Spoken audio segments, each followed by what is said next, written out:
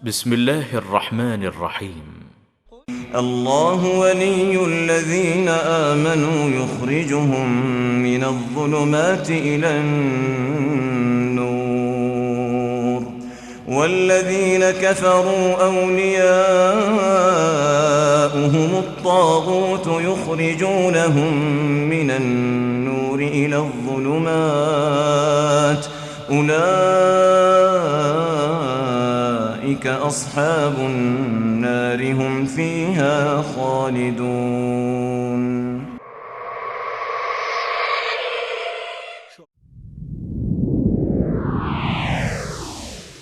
ہمارا پیغمبر یونس علیہ السلام ہم سے اجازت مانگے بغیر، ہم سے پوچھے بغیر اپنی بستی سے چل پڑا. وہ یہ سمجھا کہ شاید ہم اس بات پر قادر نہیں.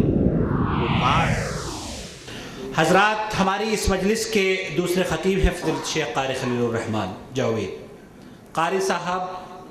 الحمدللہ علمی حلقے میں کسی تعارف کے محتاج نہیں، البتہ جو لوگ اس آڈیٹوریم میں سب ہے کہ دنیا سے جہالت دور ہو جائے، کلام اللہ سے مومن کا دل پر نور ہو جائے. یا الہی جب تک کے جسم میں جا رہے صدقے تیرے محبوب رہے، میں رہوں یا نہ رہوں پر یہ دعا احمد اور عزت قرآن رہے. میں موضوع سن کے حیران ہو رہا تھا کہ شرک کے تو اتنے دروازے ہیں، آپ کہیں دور نہ جائیں، صرف ملتان میں چلے جائیں، جس گلی میں جائیں گے وہ دروازہ کسی نہ کسی مزار پہ ہی کھلے گا. اس قدر دروازے ہیں شرک کے کہ آدمی کس کس کو بیان کرے.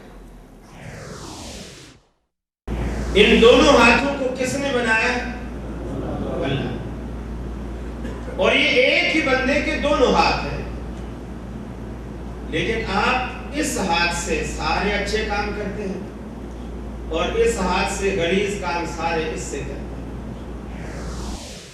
میرا گھر ایسا ہے کہ اللہ تبارک و تعالیٰ کے رسول جب میرے گھر کی دہلیز پہ قدم رکھیں گے اور گھر میں رکھی ہوئی چیزوں پر نظر ڈالیں گے تو کیا اللہ تبارک و تعالیٰ کے رسول خوشی خوشی اگلا قدم اندر رکھیں گے یا رکھا ہوا قدم بھی پیچھے ہٹا لیں گے؟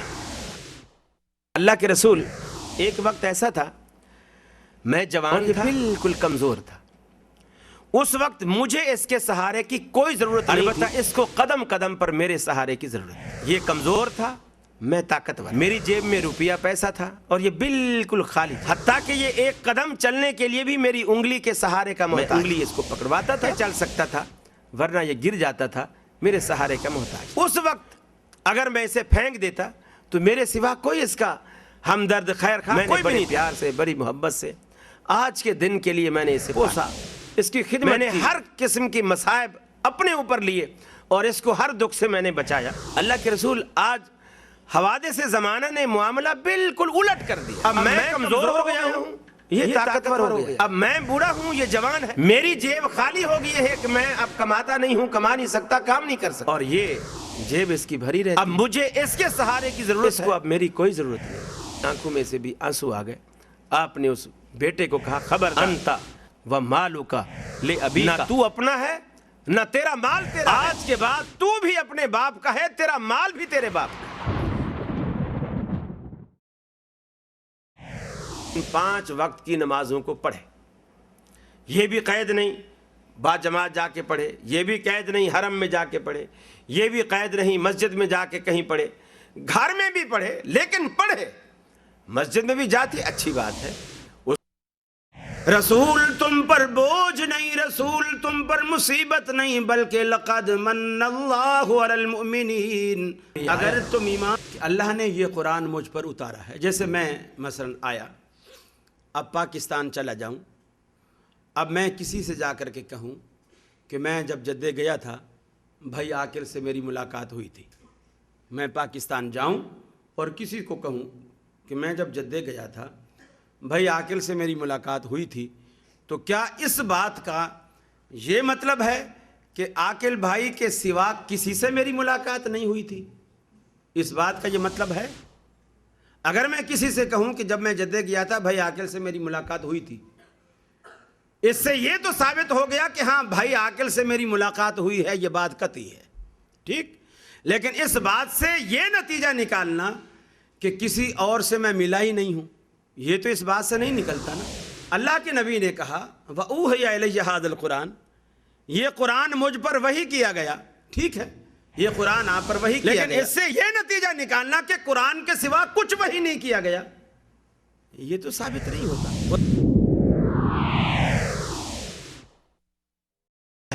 دریا کے کنارے بیٹھے حدیث لکھ رہے تھے، برابر میں کوئی کشتی کھڑی تھی، لوگ اس کشتی میں سوار ہو رہے ہیں. ابو داؤد کنارے پر بیٹھے ہیں، ابو داؤد شریف لکھ رہے ہیں اس کشتی میں سواریوں میں سے ایک شخص کو چھینک آئی. اس نے جب چھینک اسے آئی تو اس نے کہا الحمدللہ. امام ابو داؤد رحمۃ اللہ علیہ لکھنے میں مصروف تھے، آواز کان میں آ گئی، اے میرے محبوب، جب تیرے اکیلے اللہ کی بات کی جاتی ہے تو دل سکڑ جاتے، تنگ ہو جاتے ہیں. جب غیر اللہ کی بات ہوتی ہے تو خوش ہو جاتے ہیں، بھاگ جاتے ہیں سن کر. اب دیکھو میں نبی پاک صلی اللہ علیہ وسلم کی نعت سناؤں، میٹھے میٹھے جملے سنو، سارے خوش ہوں گے. جب توحید کی باری آئے گی تو آدھے نہیں اٹھیں گے. جب میں میٹھے میٹھے جملے سناتا ہوں، صدقے واری جاو میں او دے حسن و جمال تو، صدقے واری جاو میں او دے حسن و جمال تو، جد آیا جگتے ہو گیاں خوشحالیاں. لیکن جو لوگ اللہ کی بصیرت سے محجوب کر دیے گئے جی، تو انہوں نے کہا کہ حرام ہے، تو ہم نے کہا کہ تم پر حرام ہے. یعنی وہ مجرم یہ کہتا ہے کہ ہم لوگوں پر ہماری بیٹیاں بھی حرام نہیں. ڈاکٹر ذاکر نائک صاحب کہتے ہیں کہ ہمیں اللہ تعالیٰ کو وشنو اور ودھاتا کہنے میں کوئی حرج محسوس نہیں ہوتا. یہی عقل پرستی ہے، اسی کو کہتے ہیں عقل پرستی. اور ان کو چھوڑ دو جو اللہ کے ناموں میں الحاد کرتے ہیں. الحاد کی کئی قسمیں. اپنے ہڈیوں کا رس پلا کر اپنے دل کے چین کو، صورت حسین یہ بدن ہے، اس کو بے جان ہونا پڑے گا.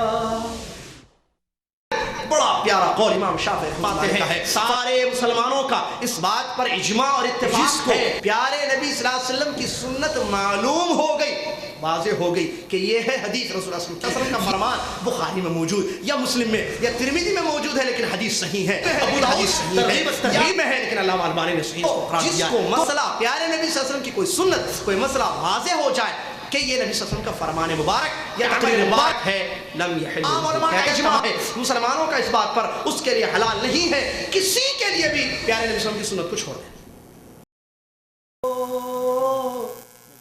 فرش مخمل پہ اے سونے والو، تمہیں قبر میں سونا پڑے گا. فرش مخمل پہ اے سونے والو، تمہیں قبر میں سونا پڑے گا. اپنے اعمال کا جائزہ لو، اپنے اعمال کا جائزہ لو، ورنہ قبر میں رونا پڑے گا. فرش مخمل پہ اے سونے والو، چھوڑ دے زندگی کا یہ میلہ. تو جو چاہوں گا، آنے جانے کا کھیل جاری ہے، آنے جانے کا کھیل جاری ہے، کوئی کیا جانے کس کی باری ہے. سر پہ منڈلا رہا ہے عزرائیل، موت کا خوف دل پہ طاری ہے. یوں تو بہت میٹھا ہے جام حیات، آخری گھونٹ اس کا کھاری ہے. چھوڑ دے زندگی کا یہ میلہ، جائے گا تو یہاں سے اکیلا. چھوڑ دے زندگی کا یہ میلہ،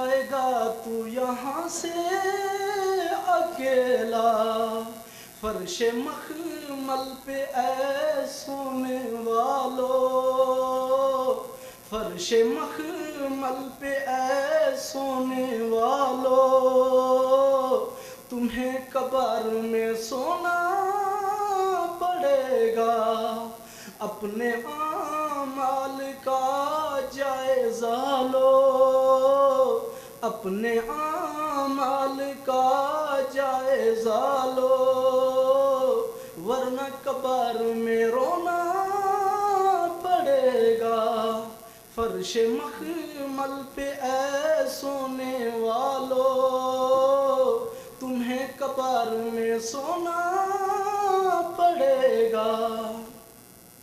खूबसूरत हंसी ये बदन है, इसको बेजान होना पड़ेगा, खूबसूरत हंसी ये बदन है, इसको बेजान होना पड़ेगा, खूबसूरत हंसी ये बदन है, इसको बेजान होना पड़ेगा, फर्श मखमल पे ऐ सोने वालों, फर्श मखमल पे ऐ सोने वालों, तुम्हें कब्र में सोना पड़ेगा। पहन कर कफन का एक जोड़ा, जब जनाजे में सोना पड़ेगा, पहन कर कफन का एक जोड़ा, जब जनाजे में सोना पड़ेगा, पहन कर कफन का एक जोड़ा, जब जनाजे में सोना पड़ेगा, फर्श मखमल पे ऐ सोने वालों, फर्श मखमल पे ऐ सोने वालों, तुम्हें कब्र में सोना पड़ेगा। खाक से ही बना जिस्म तेरा, इसको खाक में मिलना पड़ेगा, खाक से ही बना जिस्म तेरा, इसको खाक में मिलना पड़ेगा, खाक से ही बना जिस्म तेरा, इसको खाक में मिलना पड़ेगा, फर्श मखमल पे ऐ सोने वालों,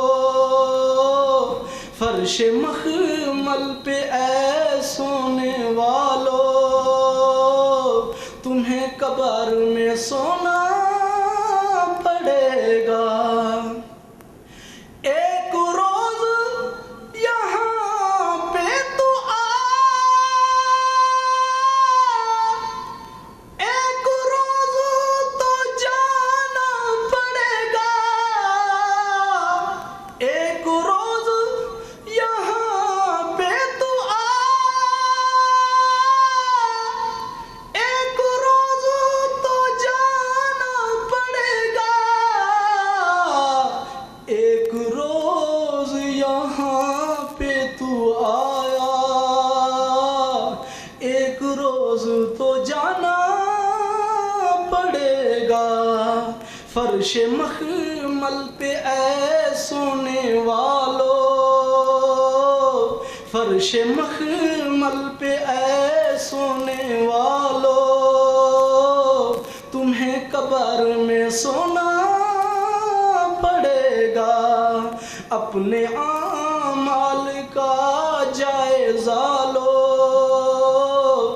اپنے اعمال کا جائزہ لو، ورنہ قبر میں رونا پڑے گا۔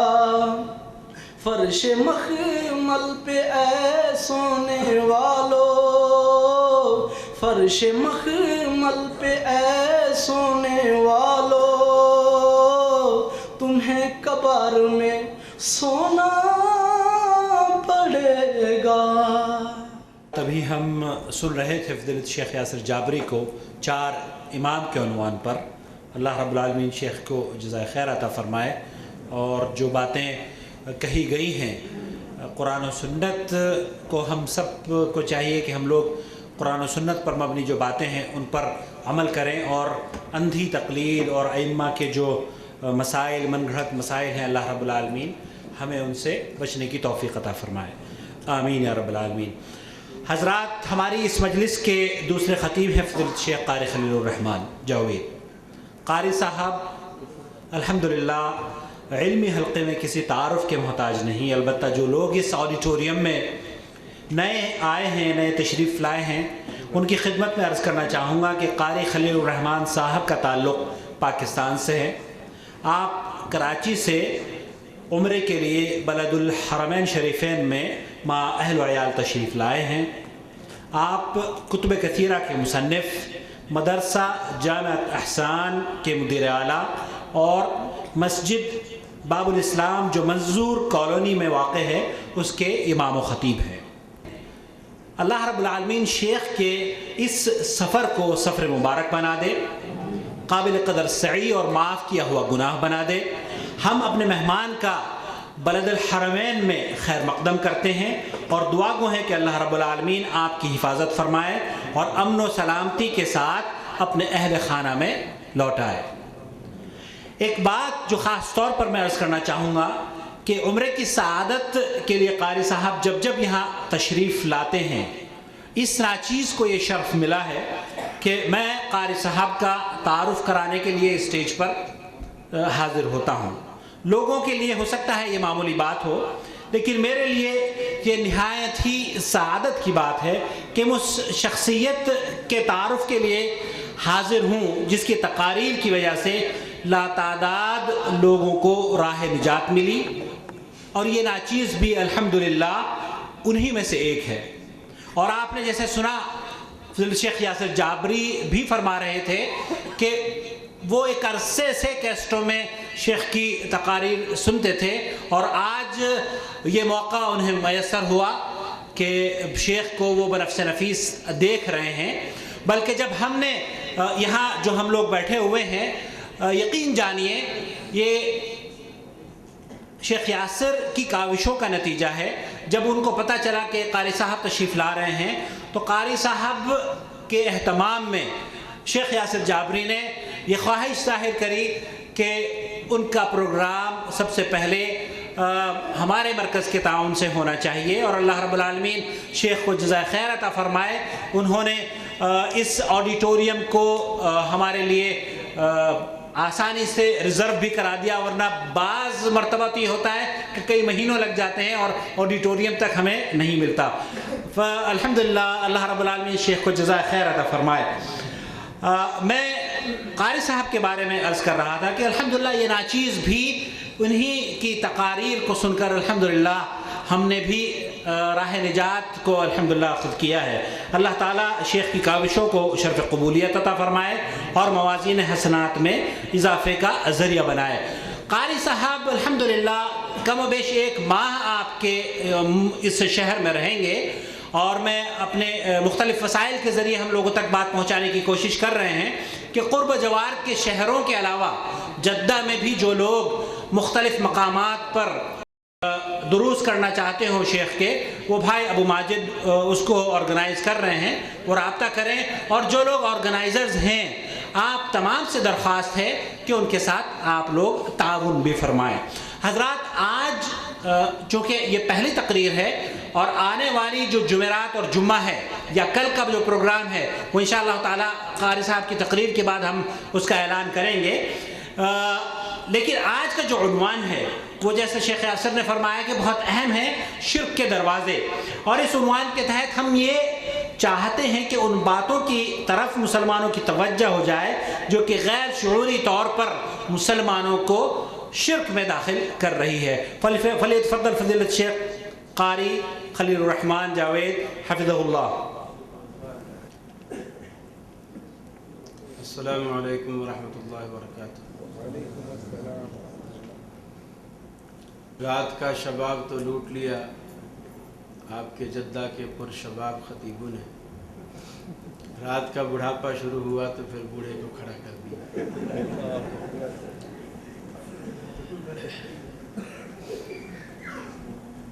الحمدللہ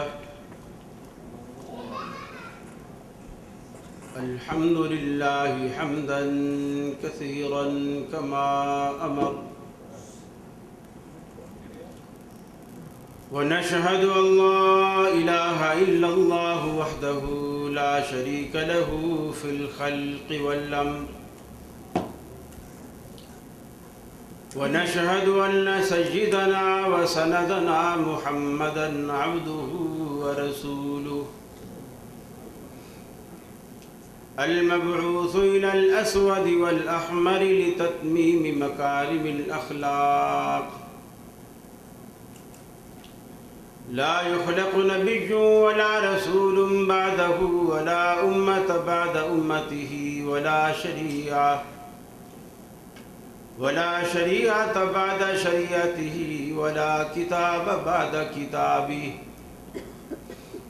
وصلى الله تعالى عليه وعلى آله وأصحابه الذين هم خلاصة العرب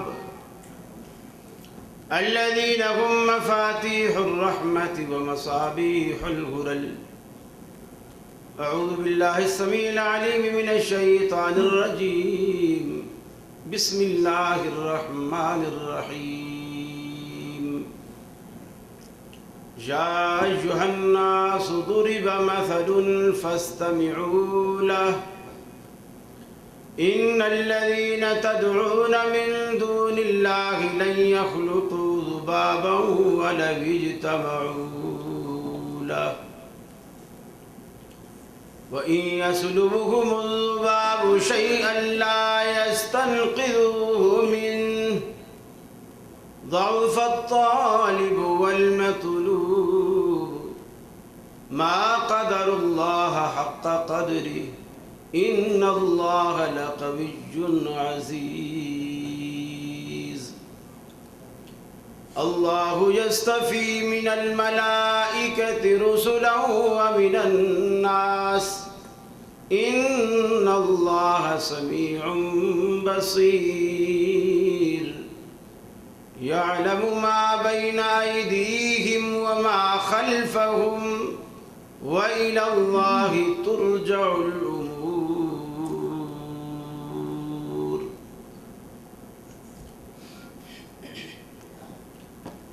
یہ مقصد ہے کہ دنیا سے جہالت دور ہو جائے، کلام اللہ سے مومن کا دل پر نور ہو جائے۔ یا الہی جب تک کہ میرے جسم میں جا رہے، تجھ پہ صدقے تیرے محبوب پہ قربان رہے، میں رہوں یا نہ رہوں پر دل کی ہے یہ دعا، دین احمد اور عزت قرآن رہے۔ صدر مجلس محترم بھائی عاقل صاحب، دیگر رفقائے کرام جو اس کا باعث بنے ہیں، بھائی ابو ماجد صاحب، ابو عبداللہ صاحب، بھائی عبدالوارث صاحب، بھائی عاقل صاحب اور دیگر تمام سامعین، آپ کی محبت کا اور اس قدر عزت دینے کا بے حد شکریہ۔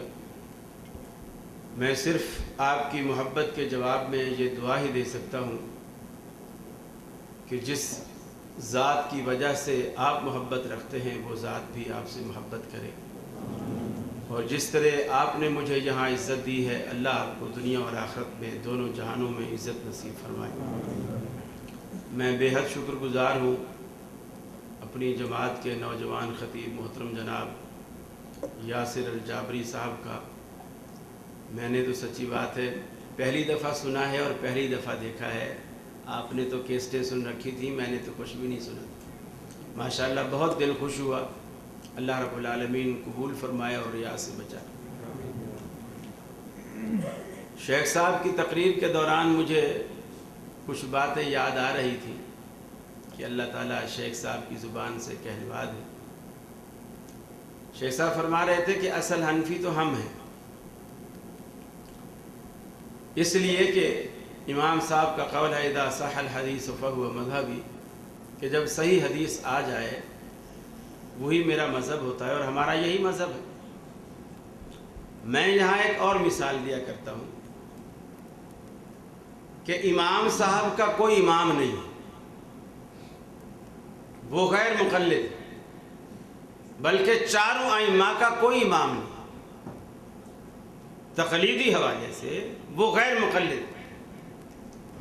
तो असली हनफी वही होगा जो अपना मज़हब वही रखेगा जो इमाम का मज़हब है।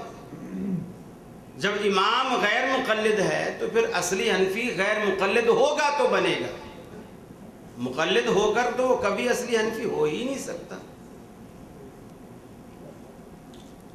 मौजू आप तक पहुंच चुका। मैं मौजू सुन के हैरान हो रहा था कि शिर्क के तो इतने दरवाजे हैं, आप कहीं दूर न जाएं, सिर्फ मुल्तान में चले जाएं, जिस गली में जाएंगे वो दरवाज़ा किसी न किसी मज़ार पे ही खुलेगा। इस कदर दरवाजे हैं शिर्क के कि आदमी किस किस को बयान करे, बल्कि इस कदर मज़ारात और गदागल, गोरिस्तान, गरमा, ये मुल्तान में मैं इन्हें क्या कहूँ कि वो याद आता है कि आदमी ये सारी चीज़ें देख कर कहता है कि हैरान हूँ कि इन दो आँखों से क्या क्या देखो। इस कदर खराफात कि शायद शैतान भी पनाह मांगे कि मैंने इन लोगों को किस डगर पर लगा दिया। मैंने ठीक है इनको कहा था, लेकिन इतना तो नहीं कहा था।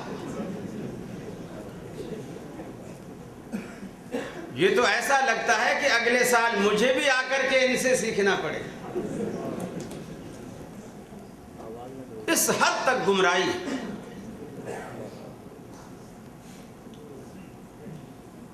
और जिस तरफ चल पड़ो, सच्ची बात है, हालांकि अल्लाह रब्बुल आलमीन ने जितना इस मसले को, अपनी तौहीद को और शिर्क के रद्द को कुरान मजीद में बयान किया है, शायद ही कोई दूसरा मसला इस शद्दो मद के साथ बयान हुआ। आप इससे भी अंदाजा लगाएं कि 23 साल इस्लाम नाजिल होता रहा। ये इस्लाम के नुज़ूल का दौर है जिसे हम 23 साला दौर नबूवत कहते हैं। और इस 23 साल में 13 साल सिर्फ या तो शिर्क का रद्द होता रहा या तौहीद का इस्बात होता रहा, और कोई मसला बयान नहीं किया। बाकी सारे मसाइल अल्लाह ने 10 साल के लिए जो मदीना की ज़िंदगी है उसके लिए मुख्तस कर दी। इसलिए कि जब तक ज़मीन नहीं बनेगी, बीज बोना बेकार है, ज़ाय करने के बराबर, खाद देना बेकार है, पानी देना बेकार है, हल चलाना बेकार है जब ज़मीन में ज़रख़ेज़ी नहीं। आप अपने अरब में देखें, दरख्त नहीं होते। अब यह है कि दूर दराज इलाकों से लोग मट्टी ले रहे हैं, गवर्नमेंट सतह पर वो ज़रख़ेज़ मट्टी डाली जा रही है बंजर मट्टी के ऊपर, और उसमें कुछ बीज लगाए जा रहे हैं। और अब इस साल में कुछ हरियाली देख रहा हूँ, इंशाअल्लाह ये हरियाली बढ़ती ही जाएगी।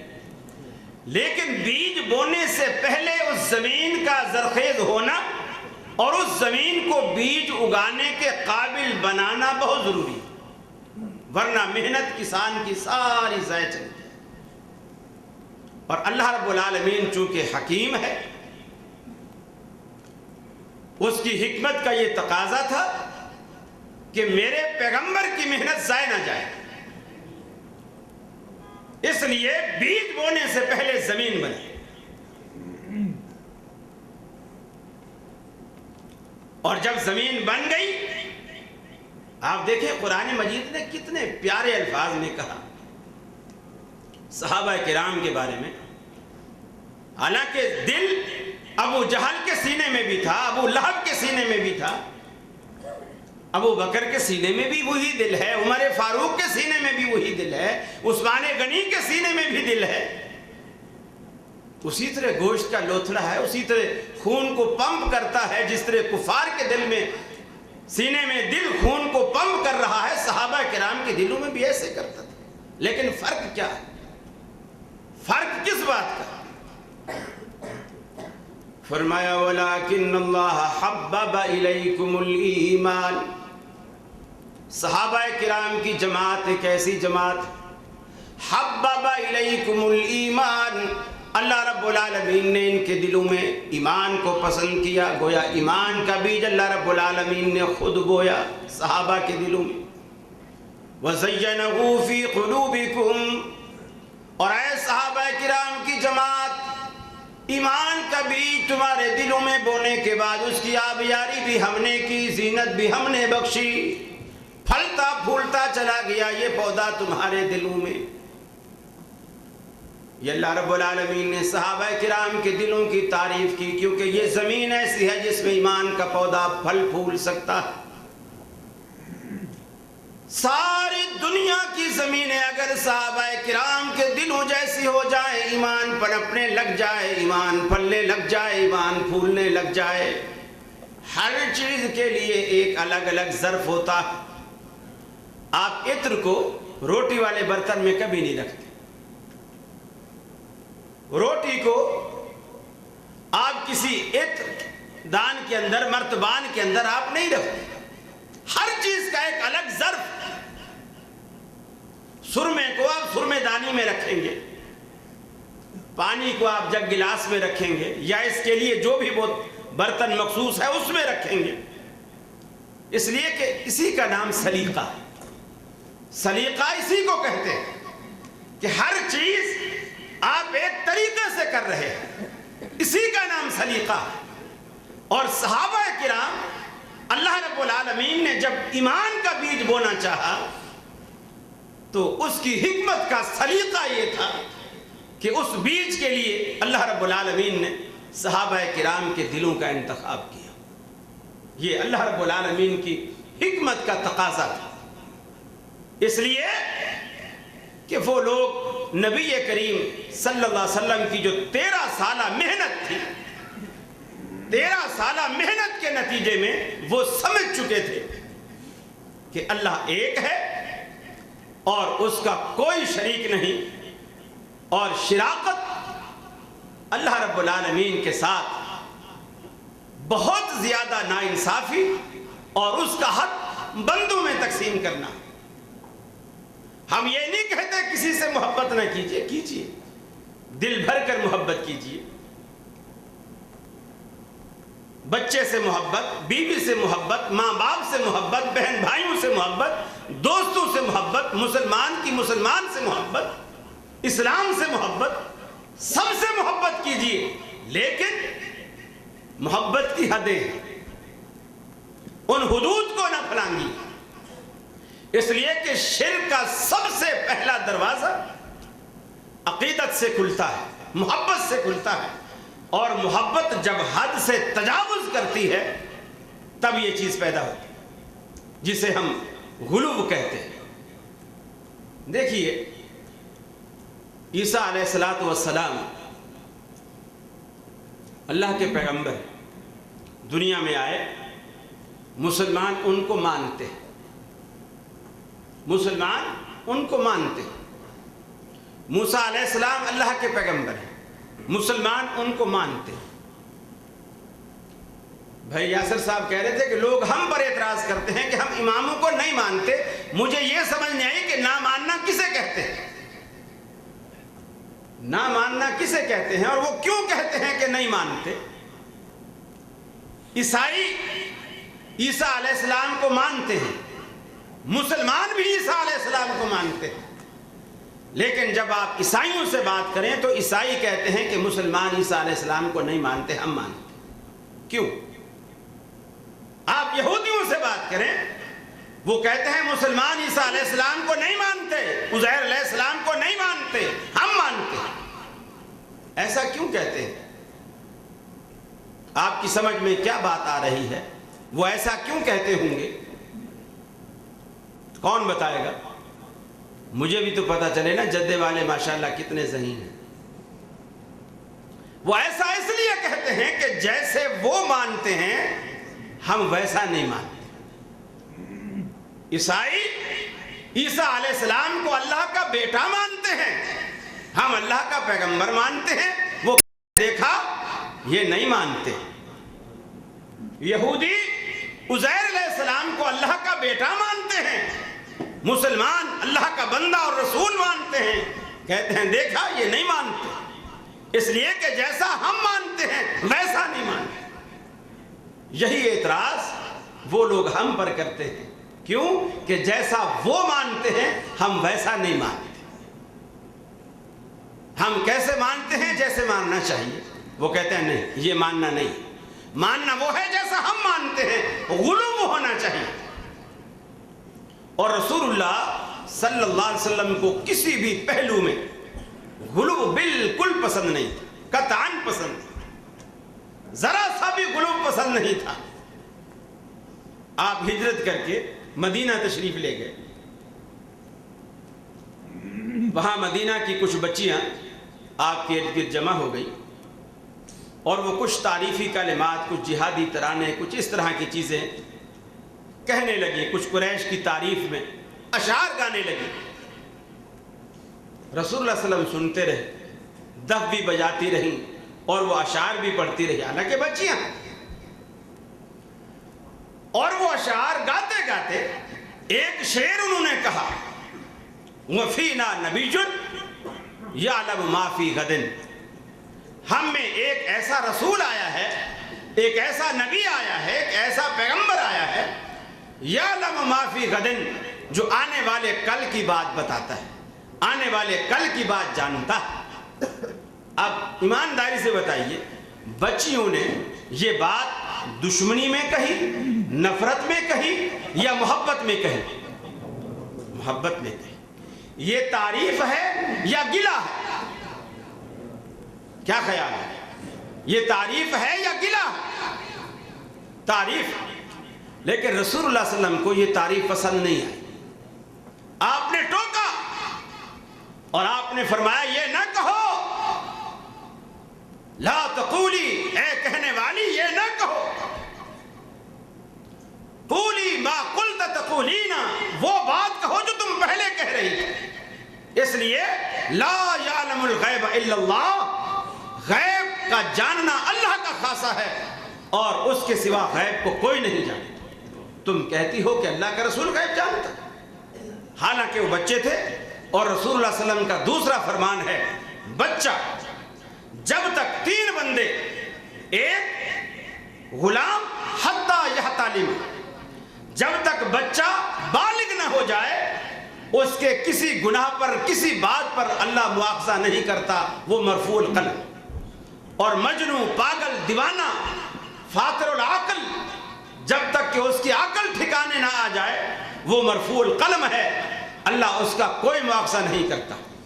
اور نائم, سونے والا, جب تک نیند کے اندر ہے اللہ اس کا کوئی مواخذہ نہیں کرتا, جب تک کہ وہ بیدار نیند کے اندر ہے اور نیند کی حالت میں وہ خواب دیکھ رہا ہے, کسی کو قتل کر رہا ہے, کسی کی چوری کر رہا ہے, کوئی مرضی کر رہا ہے, اس کی خواب پر اللہ کوئی مواخذہ نہیں کرتا جب تک کہ وہی کام بیداری میں نہ کرے.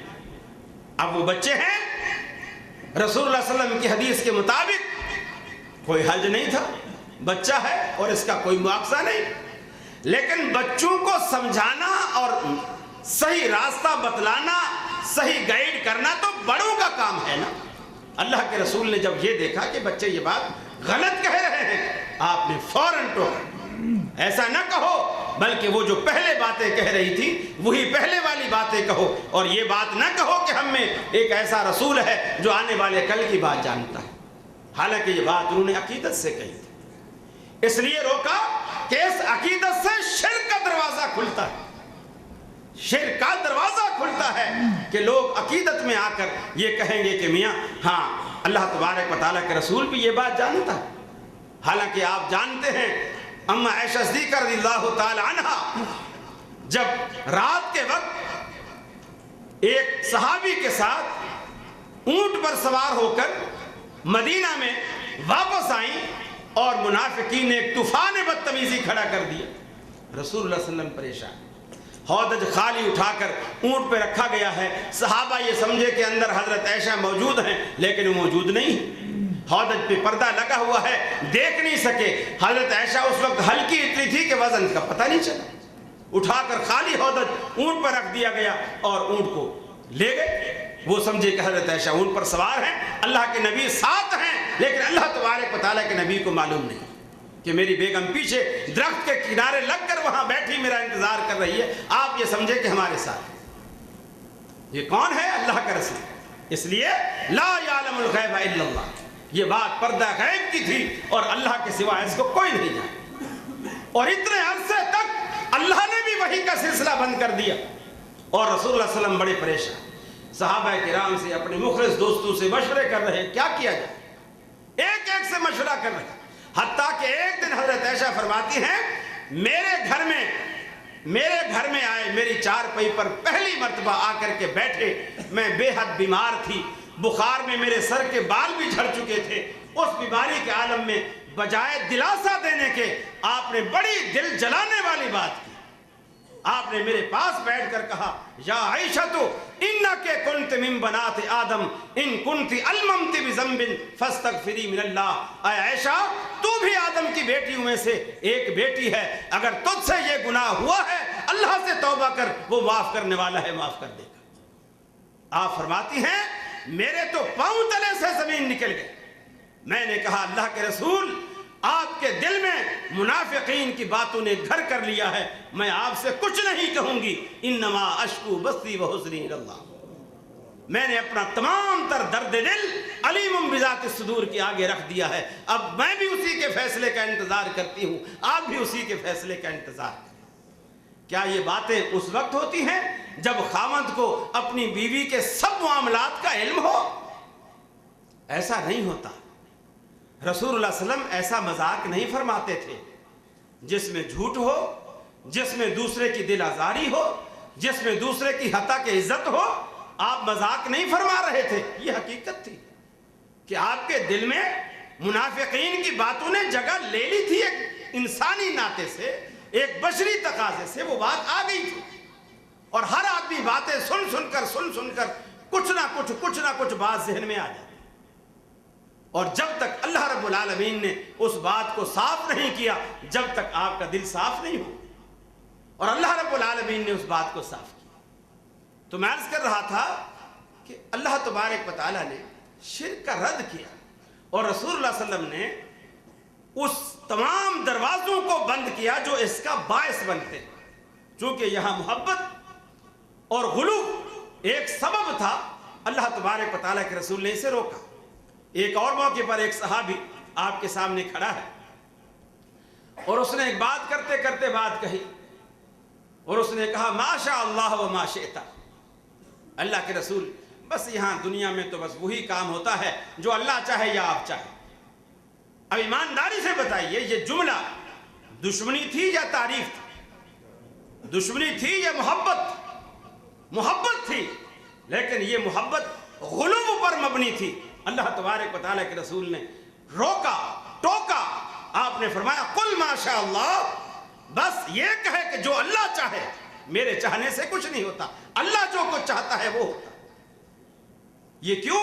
غلو سے جو ہے شرک کے دروازے کھلتے ہیں۔ اب آپ جتنے بھی دنیا میں لوگ ہیں، مزار کے پجاری، قبر کے پجاری، گھوڑے کے پجاری، ताबूत के पुजारी, झंडे के पुजारी, झंडियों के पुजारी, थालों प्लेटों और देगों के पुजारी, आप उनको देखिए कि वो इन चीजों में जो आगे बढ़े हैं, किस चीज में बढ़े? अकीदत में, अंधी मोहब्बत में और गुलूब में बढ़ते चले गए। और अल्लाह तबारक व तआला के रसूल ने इसी चीज को रोका, इसलिए कि ये दरवाजा खोलने वाले। फरमाया या अय्युहन्नासु ज़ुरिबा मसलुन फस्तमिऊ लह इन्नल्लज़ीना तदऊन मिन दूनिल्लाहि लन यख़्लुक़ू ज़ुबाबन वलव इज्तमऊ लह। अल्लाह रब्बुल आलमीन अपने कलाम पाक में कहता है, या अय्युहन्नास, ऐ कायनात के लोगों, ज़ुरिबा मसलुन फस्तमिऊ लहू। अल्लाह रब्बुल आलमीन तुम्हारे लिए एक मिसाल बयान करता है, उसे कान लगाकर सुनो, पूरी तवज्जो से सुनो। अल्लाह रब्बुल आलमीन तुम्हारे लिए कुरान मजीद में मिसाल बयान करता है, उसे कान लगाकर तवज्जो से सुनो। इन्नल्लज़ीना तदऊन मिन दूनिल्लाहि लन यख़्लुक़ू ज़ुबाबा, जिन लोगों को तुम अल्लाह रब्बुल आलमीन के सिवा पुकारते हो वो तो ऐसे कमज़ोर हैं, लन यख़्लुक़ू ज़ुबाबा, एक मक्खी भी पैदा नहीं कर सकते। आप लोग जाते हो उनकी मज़ारों पर बेटे और बेटियां मांगने के लिए, वो तो इतने कमज़ोर हैं कि तुम्हें मक्खी भी नहीं बना के दे सकते, बेटे कहाँ से देंगे? तुम घोड़ों के पास जाते हो दुलदुल समझकर, ताबूत और ताजियों के पास जाते हो जिनको अपने हाथों से तराशते, अपने हाथों से बनाते हो, रंग बिरंगी झंडियां लगाते हो जाहिलों को मुतासर करने के लिए। लेकिन फरमाया लन यख़्लुक़ू ज़ुबाबा, ये इतने कमज़ोर हैं कि एक मक्खी भी नहीं बना सकते। वलव इज्तमऊ लह, एक अकेले अजमेर वाले की बात नहीं, लाहौर वाले की बात नहीं, कराची वाले की बात नहीं, पाकपटन वाले की बात नहीं, इंडिया के किसी कोने वाले की बात नहीं, मदीने वाले सरकार की बात नहीं। वलव इज्तमऊ लह, अगर सारे के सारे अपने बनाए हुए माबूदों को अल्लाह के सिवा तुम जमा कर लो तो तब भी ऐसा नहीं कर सकते। ज़अफ़त तालिब वल मतलूब, तालिब भी कमज़ोर और मतलूब भी कमज़ोर, पुकारने वाला भी कमज़ोर और जिसको पुकारा जा रहा है वो भी कमज़ोर, दोनों कमज़ोर, कुछ भी नहीं कर सकते। अल्लाह ने फिर गिला किया, शिकवा किया, मा क़दरुल्लाह हक़्क़ क़द्रिही, इन नाबकारों ने अल्लाह रब्बुल आलमीन की वैसी कदर ना की जैसी कदर करने का रब्बुल आलमीन इस्तिहक़ाक़ रखता है। अल्लाह रब्बुल आलमीन जैसी कदर करने का रब्बुल आलमीन हक रखता है वैसी कदर अल्लाह रब्बुल आलमीन ने नहीं की। अल्लाह रब्बुल आलमीन की वैसी कदर इन ज़ालिमों ने नहीं की। मा क़दरुल्लाह हक़्क़ क़द्रिही, अल्लाह रब्बुल आलमीन जिस कदर आज़मत का मालिक है, जिस कदर शान व शौकत का मालिक है, वो शान व शौकत तुम लोगों ने नहीं दी। अगरचे वो तुम्हारे देने का मोहताज नहीं, वो तो मालिक और खालिक और राज़िक है, सारी दुनिया का अकेला मालिक है। अल्लाहु समद, बेनियाज है। सारी दुनिया को रब्बुल आलमीन की ज़रूरत है मगर उसको किसी की ज़रूरत नहीं।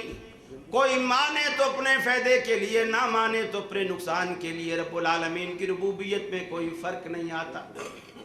ऐ फरमाया तुम जिसको पुकारते हो वो भी कमज़ोर, जो पुकारने वाला वो भी कमज़ोर। अगर तुम किसी मज़ार पे खड़े हो पुकारते हो तो तुम भी कमज़ोर हो, जो कब्र में मरा पड़ा है वो भी कमज़ोर है। अरे तुम उस बच्चे से, उस बंदे से जाकर के तुम आरज़ुएं मांगते हो, मुरादें मांगते हो, मन्नतें मानते हो, बेटे मांगते हो, नफ़े मांगते हो, कारोबार में फ़ायदा मांगते हो, तरक्की मांगते हो, औलाद की तरक्की मांगते हो, अपनी तरक्की मांगते हो, लेकिन हालत यह है ज़अफ़त तालिब वल मतलूब, दोनों कमज़ोर है। कमज़ोरी की हालत है। लन यख़्लुक़ू ज़ुबाबा, एक मक्खी भी नहीं बना सकते। मक्खी बनाना तो बड़े दूर की बात है। फरमाया यसलुबहुमुज़्ज़ुबाबु शय्या, अगर मक्खी उनके हाथ से, उनकी प्लेट से ग़िज़ा का कोई ज़रा अपने मुंह में लेकर के उड़ जाए, फरमाया अगर वो मक्खी ग़िज़ा का एक ज़रा, सूजी का एक दाना उनकी प्लेट से उठा करके उड़ जाए, फरमाया उससे लन यसलुबहुमुज़्ज़ुबाबु शय्या, اگر وہ مکھی ذرا دانہ بھی لے کر کے چلی جائے، اس سے فرمایا وہ واپس لینے کی طاقت نہیں رکھتے، اتنے کمزور ہیں، واپس لینے کی طاقت نہیں رکھتے۔ مکھی تو بنانا دور رہا، اقبال بھی بدلا جا نہ سکا۔ اے خالق کل، اے مالک کل، اے رازق کل، اے حاکم کل، سبحان ہے تو، رحمان ہے تو، تیری صفتیں کوئی بھی پا نہ سکا۔ ہر شے پہ تصرف ہے تیرا، جب حکم دیا تب می برسا۔ اے مالک ابر سے تیرے سوا ایک بوند بھی کوئی گرا نہ سکا۔ یونس نے پکارا اے اللہ، اور بیٹھ گیا تھا کشتی میں، تیرا حکم تو مولا ٹل نہ سکا، وہ خود کو پار لگا نہ سکا۔ تو جس کو ڈبونے پر آئے، پھر کس کی ہے طاقت پار کرے۔ محبوب تیرا مجبور رہا، کشتی میں پسر کو بٹھا نہ سکا۔ اے خالق کل، اے مالک کل، اے رازق کل، اے حاکم کل، سبحان ہے تو، رحمان ہے تو، تیری صفتیں کوئی بھی پا نہ سکا۔ آدمی اندھی عقیدت میں بڑھتا چلا جاتا ہے، شرک کے دروازے کھلتے چلے جاتے ہیں، بغیر سوچے سمجھے شرک کے سارے دروازے اس پر کھلتے چلے جاتے ہیں، انسان ذرا بھر بھی نہیں سوچتا۔ ایک عقیدت سے اور دوسرا اللہ اکبر قرآن مجید اور احادیث کا سہارا نہ لینے سے، چونکہ یہ دونوں بہت بڑی رکاوٹ ہیں شرک کی راہ۔ قرآن اور حدیث، اللہ اور اس کا رسول شرک کی راہ میں رکاوٹ، چونکہ رسول اللہ صلی اللہ علیہ وسلم داعی تھے، شرک کا رد کرنے والے تھے، راہ راست کی طرف لانے والے تھے، توحید کی دعوت دینے والے تھے۔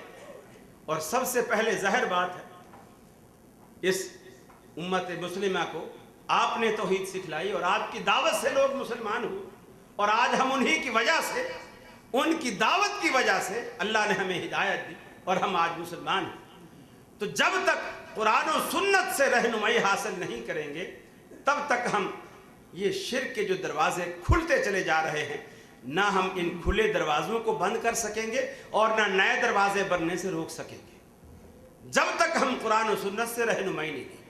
یہ بہت ضروری ہے کہ آدمی قرآن و سنت سے رہنمائی حاصل کرے اور ان کو بنیاد بنا کر، مشعل بنا کر، ان کی روشنی میں یہ کفر کی، جہالت کی، بدعت کی، شرک کی تاریکیاں جو ہے وہ قرآن و سنت کی مشعل جلا کر، قرآن و سنت کی شمع روشن کر کر اس روشنی میں ان اندھیروں کو بھگائے۔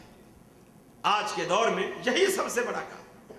میرے بھائی، دنیا بے شمار طریقوں سے، بے شمار زاویوں سے شیطان کے ہتھ کنڈوں کا شکار ہوتی ہے، اور ہمیں وہ باتیں، وہ اعتراضات ہم پر ہوتے ہیں کہ میاں دیکھو، تم لوگ اگر حق پر ہوتے تو تمہاری تعداد اتنی ہوتی، علاقے میں، محلے میں تمہاری مسجدیں کتنی، تمہارے مولوی کتنے، تمہارے لوگ کتنے، تمہاری تعداد کتنی، اتنے تھوڑے سے، اور ہم دیکھو اتنی تعداد، اتنی تعداد۔ میرے بھائیو، اللہ رب العالمین کے ہاں ایک تو یہ جو جسے لوگ سواد اعظم کہہ کر چل پڑے ہیں، یہ بھی ایک دروازہ ہے گمراہی کی طرف، شرک کی طرف بڑھنے کا، کہ ہماری تعداد زیادہ، اور اسی کو بیس اور دلیل بنا کر جو زیادہ لوگ کر رہے ہیں وہی صحیح۔ میرے بھائی، میں ایک آپ کو چھوٹی سی مثال دوں۔ بلی نے شیر سے کہا تھا، شیر میاں تو جنگل کا بادشاہ کہلاتا ہے، اتنا بڑا بادشاہ بنا پھر رہا ہے، اور میں بلی کہلاتی ہوں، اگرچہ لوگ مجھے شیر کی خالہ کہتے ہیں۔ میں اتنی پاورفل ہوں، ہر 6 مہینے میں 8-10 بچے دے ڈالتی، 8-10 بچے ہر 6 مہینے میں دے ڈالتی ہوں، اور تو شیر ہے، شیر کہلاتا ہے، جنگل کا بادشاہ کہلاتا ہے، تیرا سالوں میں کبھی کوئی ایک آدھ بچہ ہوتا، پھر بھی تو شیر بنا پھر رہا ہے۔ شیر نے کہا، خالہ بات تو تیری ٹھیک، بچے تو تیرے زیادہ ہوتے ہیں، لیکن ایک بات بتا، تیرے وہ درجنوں بچے جب گلیوں میں ادھر ادھر پھرتے ہیں، لوگ کیا کہتے ہیں؟ بلی کے بچے۔ لوگ کیا کہتے ہیں؟ بلی کے بچے. میرا بھلیک ہے کہیں نکل جائے کسی طرف گلی میں چلا جائے کہتے ہیں شیر کا بچہ ہے. فرق یہ میرے بھائیوں درجنوں پال کے اور بلی کے بچے پال کے کیا کریں گے؟ کیا کریں گے؟ ایک ہو بھلے لیکن شیر کا بچہ ہو. بچہ تو شیر کا ہے اور جو کہیں گے تو شیر کا بچہ نا. بلی کے بچے پال کے کیا کریں گے؟ یہ کثرت و تعداد کوئی معنی نہیں رکھتی. مشرکین کی تعداد ایسے ہے جیسے بلی کے بچے, بدعتیوں کی تعداد ایسے ہے جیسے بلی کے بچے, کفار کی تعداد ایسے ہے جیسے بلی کے بچے. مسلم کی تعداد بھلے وہ قلت میں ہو وہ ہے شیر کا بچہ. یہ ہے فرق بنیادی طور پر. توحید کو اللہ رب العالمین نے اہمیت کیوں دی؟ اسی لیے اہمیت. اس میں غیرت, اس میں جرت, اس میں شجاعت, اور شرک میں نری بزدلی ہے, اس میں ذلت ہے, اس میں پستی. اب آپ دیکھیں میرے جیسا دوسرا انسان, اس کے ایسے 2 کان ہیں, 2 ہاتھ ہیں, 2 پاؤں, بلکہ بعض دفعہ تو وہ معذور ہوتا ہے. ہم الحمدللہ اس سے زیادہ صحت مند توانا ہوتے ہیں. اتنے سر, یہ کیا ہے؟ دولت شاہ کا چوہا ہے. اتنا سر ہے, پیدا ہوتے ہی اس کے سر پہ لوہے کی ٹوپی پہنا دیتے ہیں, خول مزار پہ وقف کر دیتے ہیں, سارا جسم پھولتا چلا جاتا ہے, سر وہی پیاز کی طرح اتنے کا اتنا رہے.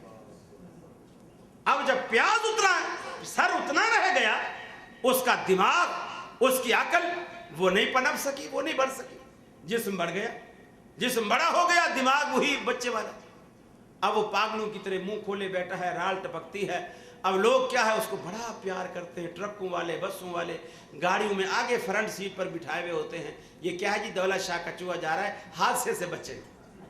اور وہی گاڑی جب درخت سے ٹکراتی ہے ایک بھی نہیں بچتا, ایک بھی نہیں بچتا. اب آپ بھی سوچیں یہ مجھ سے زیادہ معذور ہے. مجھے اللہ نے بولنے کی طاقت دی ہے, یہ تو بول بھی نہیں سکتا. مجھے اللہ نے سمجھنے کی طاقت دی ہے, یہ سمجھ بھی نہیں سکتا. مجھے اللہ نے اپنی مرضی سے ادھر ادھر جانے بھاگنے دوڑنے کی طاقت دی ہے, یہ ایسا بھی نہیں کر سکتا. اسے بس میں بٹھانا ہو تو لوگ لوتھڑے کی طرح اس کو اٹھا کے اوپر بٹھاتے ہیں. اب یہ کتنی پستی ہے کہ آدمی اس کے آگے جھکا ہوا ہے, اس کے آگے جھکا ہوا ہے. کتنی ذلت کی بات ہے میرے بھائیوں. اللہ رب العالمین نے جو دعوت فکر دی ہے توحید سے متعلق اور رد شرک سے متعلق, اس سے رہنمائی حاصل کیجیے, اس سے رہنمائی حاصل کیجیے کہ وہ ہمیں کس طرح شرک سے جو ہے وہ چیز بچانے والی, کس طرح ہمیں شرک سے الگ کرنے والی. اور آپ دیکھیں مشرک کس قدر عقل کے لحاظ سے, بلکہ میں اکثر کہتا ہوں کہ مشرک کی عقل ہی ٹخنے میں ہوتی ہے. عقل تو دماغ میں ہوتی ہے نا, مشرک کی عقل ٹخنے میں ہوتی ہے, کبھی نہیں سوچتا.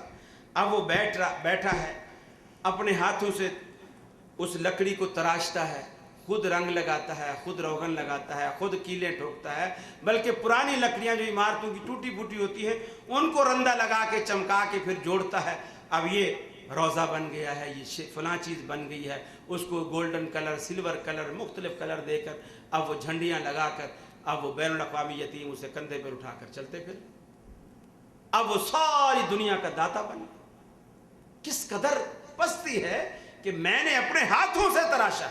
کفار مکہ اور کیا کرتے تھے؟ کفار مکہ کیا کرتے تھے؟ اس میں اور اس میں فرق کیا ہے؟ فرق یہ ہے کہ میٹیریل میں ہم لکڑی استعمال کر رہے ہیں, وہ پتھر استعمال کرتے ہیں. بات تو وہی ہے. اور پھر اس سے آگے اگر چلے جائیں تو پھر کیا فرق ہے کہ ہندو اس بت کو پتھر کے اندر کسی بزرگ کی شبیہ مورتی تراشتے ہیں اور اس کو کھڑا کر دیتے ہیں, اس مورتی کو کھڑا کر دیتے ہیں اور کھڑا کر کے پوچھتے ہیں. اور مسلمان کھڑا نہیں کرتے, اسے قبر میں لٹاتے ہیں اور لٹا کے پھر پتھر کا اوپر قبہ بناتے ہیں, مقبرہ بناتے ہیں اور پھر پوچھتے ہیں. وہ کھڑا کر کے پوچھتے ہیں, یہ آڑا کر کے پوچھتے ہیں. فرق تو سیدھے اور آڑے کا ہے, اور تو کچھ فرق نہیں. باقی کیا فرق ہے میرے بھائیوں؟ یہ شرک کے دروازے کیوں کھلے ہیں اور کیوں کھلتے چلے جا رہے ہیں, اور جو کھلے ہیں وہ بند ہونے میں نہیں آتے؟ اس کی کیا وجہ ہے؟ اس کی کیا وجہ ہے؟ قرآن مجید نے دیکھو اتنے پیارے انداز سے آدمی غیر کے پاس جائے کیوں, غیر کے پاس جائے کیوں, مانگے کیوں؟ بڑی سخت اور کڑوی بات ہے. اللہ نے قرآن مجید میں بیان کی. قرآن مجید میں ایک فرمایا لا تنکحوا المشرکات, کہ یہ جو مشرک عورتیں ہیں ان سے فرمایا نکاح نہ کرو, مگر یا مومن مرد جو ہے وہ مشرک عورت سے نکاح نہ کرے, اور مشرک مرد جو ہے وہ مومن عورت سے نکاح نہ کرے, وہ نکاح کرے تو یا فرمایا زانیہ عورت سے کرے یا مشرکہ عورت سے. ان ينكحها الا زان او مشرک وحرم ذلك على المؤمنین. اسی طرح اگر عورت مومنہ ہے وہ مشرک مرد سے یا زانی مرد سے نکاح نہ کرے, بلکہ اگر مشرکہ عورت ہے تو یا تو زانی مرد سے نکاح کرے یا مشرک مرد سے نکاح کرے. یہ تقسیم اللہ نے کیوں کی؟ مشرک اور شرک اور زنا کو ایک جگہ کیوں رکھا؟ حالانکہ دو الگ الگ گناہ, شرک الگ گناہ ہے, زنا الگ گناہ ہے, لیکن اللہ نے ایک جگہ کیوں رکھا؟ ایک جگہ کیوں رکھا؟ اللہ اکبر. مشرک کا اپنا حقیقی رب موجود ہوتا ہے, اور اس حقیقی رب کے ہوتے ہوئے غیر کے دروازے پر جاتا ہے جس کے دروازے پر جانے کا اس کا حق نہیں بنتا, اور اپنی ضرورتیں غیر کے دروازے سے پوری کرنا چاہتا ہے. اور یہی زانیہ عورت یا زانیہ مرد کرتا ہے کہ نکاح ہوتے ہوئے اس زانیہ عورت کا اپنا خامد موجود ہوتا ہے جو جائز حق ہے, اس جائز حق کے ہوتے ہوئے ناجائز حق کی طرف جاتی ہے, غیر کے دروازے پر جاتی ہے اور اپنی وہ ضرورت غیر کے دروازے پر پوری کرتی ہے. اللہ رب العالمین نے دونوں میں یہ وصف مماثل پایا, اور اسی لیے ان کو ایک ہی سی کیٹیگری میں دونوں کو رکھا کہ فرمایا یہ یا تو زانی مرد سے نکاح کرے یا پھر مشرک مرد سے نکاح کرے, اور مومنوں پر یہ حرام.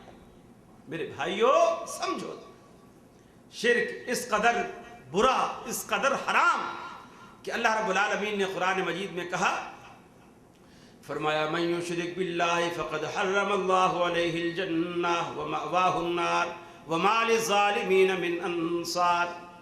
جو بندہ اللہ رب العالمین کے ساتھ شریک ٹھہراتا ہے, کسی کو بھی اللہ رب العالمین کا شریک ٹھہراتا ہے, فقد حرم اللہ علیہ الجنہ, اللہ رب العالمین نے جنت اس پر حرام کر دی ہے, ومأواہ النار, اس کا ٹھکانہ دوزخ بنا دی ہے.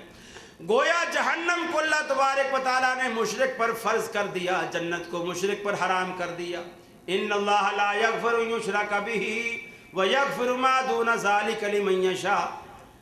زانی کی بخشش کا امکان موجود ہے بغیر توبہ کے بھی, زانی کی بخشش کا امکان موجود ہے, چور کی بخشش کا امکان موجود ہے, دیگر گناہ کرنے والوں کی بخشش کا امکان موجود ہے. اگر اللہ رب العالمین چاہے تو اپنے فضل سے, اپنے کرم سے اسے معاف فرما دے.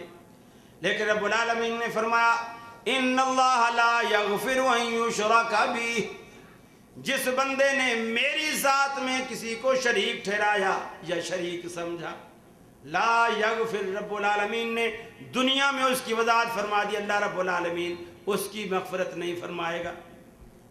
وَيَغْفِرُ مَا دُونَ ذَلِكَ لِمَنْ يَشَاءُ, اس کے علاوہ پروردگار عالم جس کے لیے چاہے گا بخشش کے دروازے کھول دے گا, لیکن مشرک کے لیے بخشش کے دروازے ہرگز نہیں کھولے گا, اس لیے کہ اس نے زندگی میں توحید کے دروازے اپنے اوپر بند کر لیے تھے.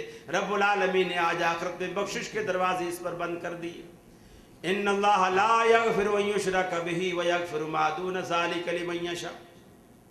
سورہ انعام میں اللہ رب العالمین نے اپنے انبیاء کے نام گنوائے, 18 پیغمبروں کے نام گنوائے, اور نام گنوانے کے بعد فرمایا وَلَوْ أَشْرَكُوا لَحَبِطَ عَنْهُمْ مَا كَانُوا يَعْمَلُونَ. اگر یہ میرے 18 معتبر پیغمبر اللہ کی جناب میں شریک ٹھہراتے, میرا کسی کو شریک بناتے, تو فرمایا میں ان کی ساری زندگی کے عمل برباد کر دیتا.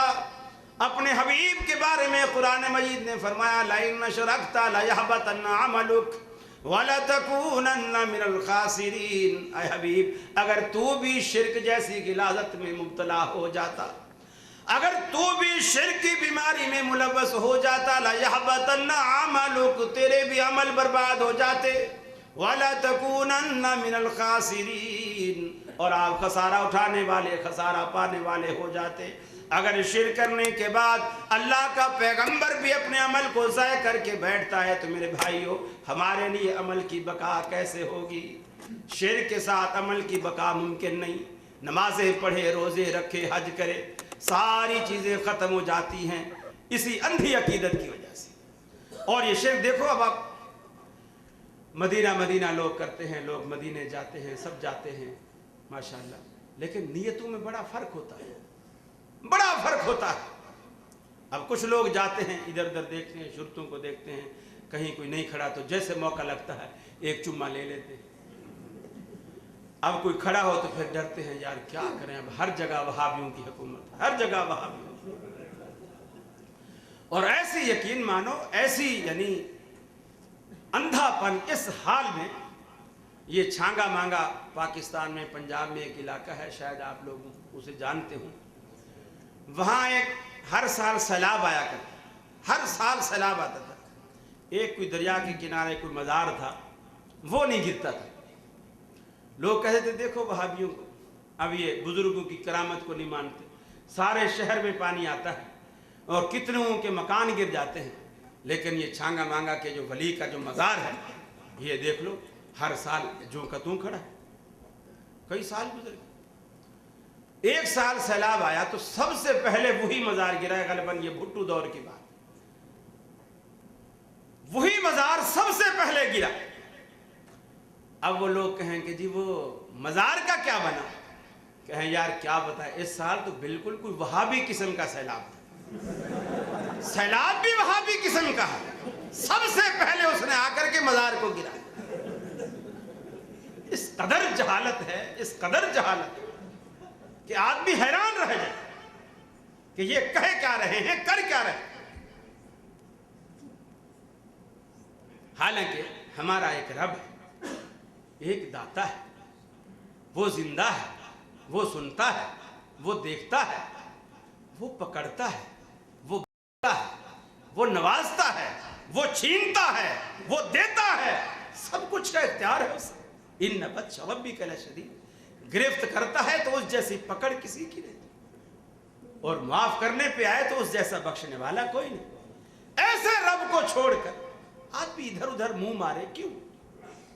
ارے جس بچے کا اپنا اصلی باپ زندہ ہو، وہ سڑک کے کنارے کھڑا ہو کر غیروں سے 8 آنے 4 آنے 1 ریال کیوں مانگے؟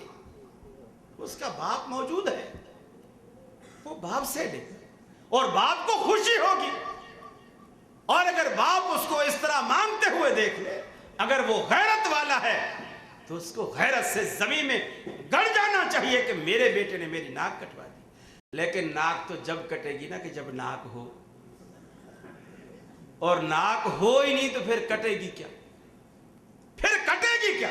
مشرک کی ناک نہیں ہوتی، مشرک کی ناک نہیں ہوتی۔ یہ میرا اجتہاد نہیں، اللہ کا قرآن کہتا ہے وَلِلَّهِ الْعِزَّةُ وَلِرَسُولِهِ وَلِلْمُؤْمِنِينَ۔ ارے یہ عزت صرف 3 کا حق ہے، ایک اللہ کا، اس کے رسول کا، اور ان دونوں کو ماننے والے کا، چوتھے کی کوئی عزت نہیں۔ ان 3 کے سوا چوتھے کی کوئی عزت نہیں، یا اللہ کی عزت ہے، یا رسول کی عزت ہے، یا ان دونوں کو ماننے والے ایمان والوں کی عزت ہے، چوتھے کی کوئی عزت نہیں۔ اسی لیے غیرت نہیں آتی، اسی لیے غیرت نہیں آتی۔ بے شمار یہ جو مزاریں بنی ہیں اور ان کی جو پوجا ہے، ان کی جو پرستش ہے، ان کے طواف ہیں جیسے اللہ کے گھر کے طواف ہوتے ہیں، ان کو چومنا ہے جیسے حجر اسود کو چوما جاتا ہے، ان کی مٹی کو کھا کے شفا سمجھا جاتا ہے۔ عرق گلاب، کئی من کے عرق گلاب سے انہیں دھویا جاتا ہے۔ سجادہ نشین، گدی نشین، مجاور جمع ہوتے ہیں ہر سال، جیسے بیت اللہ کا غلاف بدلا جاتا ہے ایسے وہاں چادریں بدلی جاتی ہیں، ہرے رنگ کی کڑھائی والی، پھر اس کے اوپر گلاب کے پھولوں کی چادریں چڑھائی جاتی ہیں، نہ معلوم کیا کچھ کیا جاتا ہے۔ کالے بکرے، سفید بکرے، کالی مرغیاں بیچاری پناہ مانگتے ہیں، یہاں کا تو مجھے پتہ نہیں، پاکستان میں تو اب کالی مرغیاں ہونا ہی چھوڑ دی کہ کیا کریں گے، ہو کے کٹنا ہی ہے مزاروں پہ جا کے۔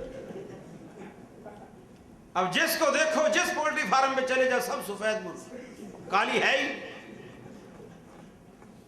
میرے بھائیو، یہ جو چیزیں ہیں نا، یہ جو چیزیں ہیں ایمان کو تباہ کرنے والی، ایمان کو مسمار کرنے والی، ایمان کو برباد کرنے والی، ان سے کب انسان پناہ مانگے گا، کب سیکھے گا، اللہ کی طرف کب رجوع کرے گا، کب آئے گا؟ اللہ کے خزانے میں کس چیز کی کمی ہے جو ہمیں وہاں جا کر کے پوری ہوتی ہے، جو اللہ کے ہاں پوری نہیں ہو پاتی؟ وہاں کس چیز کی کمی ہے؟ اللہ رب العالمین نے کتنے پیارے انداز میں فرمایا قال ربکم ادعونی استجب لکم ان الذین یستکبرون عن عبادتی سیدخلون جہنم داخرین۔ تمہارا رب، تمہارا داتا تمہیں کہتا ہے ادعونی استجب لکم، مجھے پکارا کرو، میں تمہاری پکار کو، میں تمہاری دعاؤں کو قبول کرتا ہوں۔ بے شک وہ لوگ جو میری عبادت سے، میری پکار سے غافل ہیں، مجھ سے مانگنے سے شرماتے ہیں، وہ تکبر کرتے ہیں، ہم فرمایا ان قریب انہیں دوزخ میں اوندھا کر کے ڈالیں، ذلیل و خوار کر کے ڈالیں۔ اللہ رب العالمین پکار کے کہتا ہے، ہر آدھی رات کے بعد آسمان دنیا پر آتا ہے، میرا بندہ کوئی بیمار ہے، میں شفا دینے کے لیے آیا ہوں، کوئی بے روزگار ہے، میں روزی دینے کے لیے آیا ہوں، کوئی دکھوں کا مارا، میں دکھ دور کرنے آیا ہوں، کوئی گناہوں کی دلدل میں دھنسا ہوا، میں اس کے سارے گناہ دھونے کے لیے آیا ہوں۔ لیکن بندہ اس وقت اللہ سے مانگتا ہی نہیں، جو دینے پر تلا ہوا ہے، اور ایسے مزاروں پہ جا کے کھڑا ہے جن کے بارے میں قرآن نے مثال دی ہے، وہ مزار پہ جا کے ایسے کھڑا ہوتا ہے، ایسے مانگتا ہے غیر اللہ سے، جیسے کوئی پیاسا کنویں پر کھڑا ہو اور ہاتھ اٹھائے اور پانی سے کہے میں پیاسا ہوں، لیبلغ فاہ، تاکہ وہ پانی اس کے منہ میں آ جائے، وما ہوا ببالغ، فرمایا قیامت تک وہ پکارتا رہے، وہ پانی کبھی اس کے منہ میں نہیں جائے گا، وما دعاء الکافرین الا فی ضلال۔ فرمایا کافروں کی پکار بھی ایسے ضائع جائے گی جیسے وہ کنویں کے کنارے کھڑا ہوا پانی کو پکار رہا۔ یہ قرآن نے مثال دی میرے بھائیوں۔ اور ایک سب سے بڑا اور دروازہ ہے شرک کا، جو رسول اللہ صلی اللہ علیہ وسلم نے نشاندہی کی۔ آپ نے فتنوں کے زمانے کی بات کی، آپ نے فرمایا میری امت میں فتنے آئیں گے، اور سب سے پہلا فتنہ القتل، سب سے پہلا فتنہ قتل۔ دوسرا دور آئے گا فتنے کا، اس میں پہلا دور بھی شامل رہے گا، اور وہ دور ہوگا القتل والمال، اس میں قتل و غارت گری بھی ہوگی اور مال کا فتنہ بھی ہوگا۔ لوگ مال لوٹیں گے، جائیدادوں کو آگ لگا دیں گے، بسیں جلا دی، یہ جلا دیا، وہ جلا دیا۔ یہاں تو الحمدللہ اللہ کے گھر کی وجہ سے امن ہے۔ پاکستان میں آپ دیکھیں اپنے ہی ہاتھوں سے اپنی ہی کھیتی کو، اپنی ہی فصل کو لوگ جلائے چلے جا رہے ہیں۔ فرمایا القتل والمال، قتل بھی ہوگا اور مال کا فتنہ بھی ہوگا۔ تیسرا دور آئے گا، اور یہ پہلے دور کے دو فتنے یہ بھی برقرار رہیں گے، یعنی ہر دور میں کمی نہیں آئے گی، اضافہ ہوتا جائے گا، فتنے میں شدت آتی چلی جائے گی۔ تیسرے دور میں القتل والمال والفروج، فرمایا قتل بھی ہوگا، مالوں کی تباہ کاری بھی ہوگی، اور عصمت دری بھی ہوگی، لوگ عزتیں بھی لوٹیں گے۔ اس کے بعد فرمایا چوتھا فتنہ آئے گا، وہ دجال، وہ دجال کا فتنہ ہے۔ اللہ تبارک و تعالیٰ کے رسول نے دیکھا، صحابہ کرام دجال کے فتنے کا سن کر رونے لگے۔ اللہ کے رسول نے پوچھا کیا بات ہے؟ عرض کی اللہ کے رسول، آپ نے اتنی شد و مت کے ساتھ دجال کے فتنے کا ذکر کیا ہے، اللہ سے ہم پناہ چاہتے ہیں، ہمیں ڈر ہے، خوف ہے۔ آپ نے فرمایا تم اس سے ڈرتے ہو، میں تمہیں اس سے بھی بڑے فتنے سے ڈراتا ہوں۔ وہ کیا ہے؟ آپ نے فرمایا والریا، وہ ریا ہے۔ جو آدمی کوئی عمل کرتا ہے، اسے عمل تو وہی ہے، نماز پڑھ رہا ہے بندہ، میں نماز پڑھ رہا ہوں، نماز میں کوئی تبدیلی نہیں آئی، ریا میں تبدیلی صرف نیت میں آتی ہے، دل میں، ارادے میں تبدیلی آتی ہے کہ نماز ہونی چاہیے تھی اللہ کے لیے اور ہو رہی ہے بندوں کے لیے، روزہ ہونا چاہیے تھا اللہ کے لیے، ہو رہا ہے بندوں کے لیے، قرآن کی تلاوت ہونی چاہیے تھی اللہ کے لیے، ہو رہی ہے بندوں کے لیے۔ یعنی دل میں یہ نیت آ جائے، مثال کے طور پر اگر میں گھر میں نماز پڑھتا ہوں اور گھر میں نماز پڑھوں تو میں 2 رکعتیں 2 منٹ میں پڑھ لوں، اور جب ایسے مجمع میں نماز پڑھوں جہاں آپ سارے لوگ بیٹھے ہیں اور مجھے دیکھ رہے ہیں تو میں وہ 2 رکعت کی نماز 10 منٹ میں پڑھوں، یہ ریا۔ اس لیے کہ میرے گھر میں مجھے کوئی نہیں دیکھ رہا، مجھے اس کی اب کوئی پرواہ بھی نہیں، میں دھڑا دھڑ شبا شب جیسے مرغی دانے چگتی ہے کیے چلے جا رہا ہوں۔ لیکن اب مجمع میں لوگ دیکھ رہے ہیں، اب میں لوگوں کو دکھانے کے لیے اس کو اچھا کر کے پیش کر رہا ہوں، یہ ریا ہے۔ رسول اللہ صلی اللہ علیہ وسلم نے یہ کیا ہے؟ یہ شرک کے دروازے ہیں، جن چیزوں سے شرک انسان کے اندر داخل ہوتا ہے اور شیطان انسان کی انہی کمزوریوں سے فائدہ اٹھاتا ہے۔ شیطان سمجھتا ہے انسان کو اپنی، ہر بندہ خود نمائی چاہتا ہے، ہر بندہ فطرتاً اس کے اندر خود نمائی کا ایک جذبہ قدرت نے رکھا ہوتا ہے۔ اب وہ جو مسلمان ہوتا ہے، مومن ہوتا ہے،